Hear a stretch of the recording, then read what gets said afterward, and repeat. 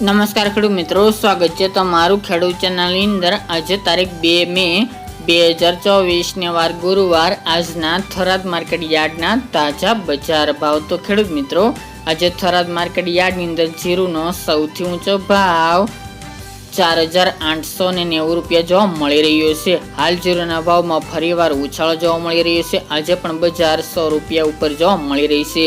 તો ચાલો આપણે જાણી લઈએ કે આજે રાયડો, જીરું અને અજમાના ભાવ શું ચાલી રહ્યા હતા।